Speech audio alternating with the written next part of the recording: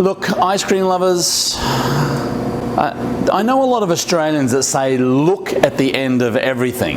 Hey man, how's it going? Look, pretty good, yeah, pretty good. Oh, family's doing well? Look, yeah, family's doing pretty well. Anyway, I don't understand where it came from, but look, having a great day down here at the Scoop School facility, a little bit west of St. Louis, beautiful part of the world. Love for you to stop in and see us sometime, whether it be a course or just stopping in to say hello. Madeline loves to have visitors at the office here. Thank you and welcome to this Scoop School session. We do want to thank our episode sponsor. Don't fast forward, you're going to want to like this one. Rod Oranger and the whole crew down there at iRice & Co. Now I know what you're asking. They don't sell rice ice cream flavors, they sell water ice flavors, they sell fudges. We use their hot fudge and their hot caramel here at the store. Fantastic stuff. All of their flavors, all of their products are right down below here. You don't even need to, you can even watch the video and click on the link at the same time, iriceco.com. If you're talking to Rod or Nicole or anybody there, you tell them that I said hello. Great question today. A good build-out question. We don't get a lot of build-out questions. And where are we going to throw it? We're going to throw it. Let's go straight up the top. Shing! We've got a question from Fabio Chiapara or Chiapara. As a side note, I'm actually learning Italian through the Duolingo app. Highly recommend it. Duolingo.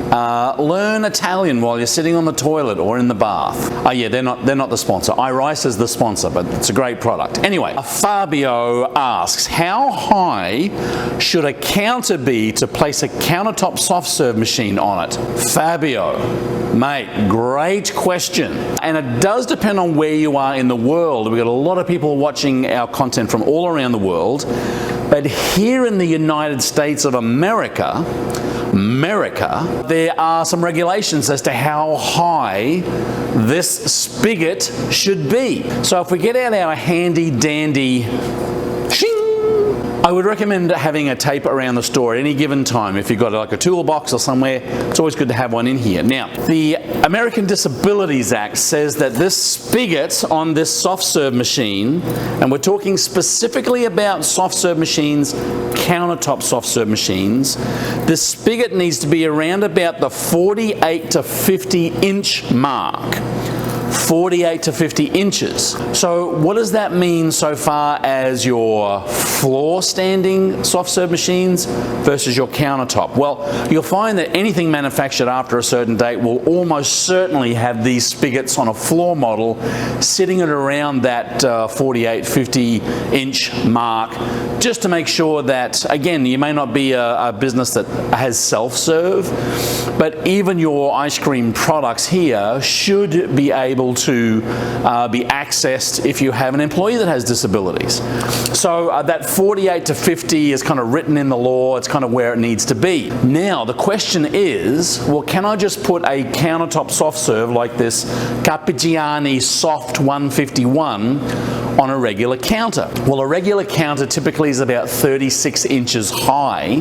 So you take that 36 inches high and then you basically measure from the floor to the spigot here, which is about 25 inches. So if I'm adding my 36 to 25, which is about 71 inches, check on that, Madeline. 36 to 25 is 61 inches. Is it? About 61 inches. Thank you for the fact checker behind Frank here. So if I were to just put this on a countertop, a regular countertop, it sits a number of inches too high. You've also got to look at the process of how you fill and extract these machines. This unit here is a pump machine, so the bottom door opens up here. I'm putting my mix in here. There's no hopper. But a machine like this one over here where there is a hopper, you've got to make sure that it's not too high that you can stop employees from pouring mix into the top. Now again, you're going to have different roles for those who have different abilities in the store, and you're not going to expect everybody to jump up onto a ladder to fill the machine, but that's kind of where this whole process needs to be. So So the fact of the matter is you can't just take a machine like this, lop it on top of a 36-inch counter and say, hey, everything's okay. You've got to take into account the height between the base and the spigot and how high that counter is. And you'll find that a lot of manufacturers actually manufacture or make an equipment stand that this can sit on so that it has the right height for either you, your employees, your customers to access if they need to. They also have wheels so you can wheel them around. Makes it very helpful. A lot of these countertop machines can weigh up to 300, 350 pounds. So cleaning in and around them can be quite a challenge. So have a look at the cost of an equipment stand, but you've got to make sure that you're within that threshold of height. Very important. Thank you, Fabio. Great question. We love questions like that. A little bit of a side note there on the construction build-out phase. And look, we've helped ice cream shops, hundreds of ice cream shops go through their build-out process. So if you have any build-out questions, hey, we're more than happy to help them, as well as, look, anything else. We'll answer just about anything. Well, we'll give you our opinion on it. It may not be factual. Anyway, do want to thank our episode sponsor again, iRice, Rod, Nicole, Steve, the whole crew down there. Look, if you have a question, comment or concern, look, leave it down here in the comments section. We'll try and get to it. We might even give you a thumbs up or a little heart. If you have any questions about classes, consulting, info@scoopschool.com. Thanks for tuning in. Keep on scooping. See you in the next video.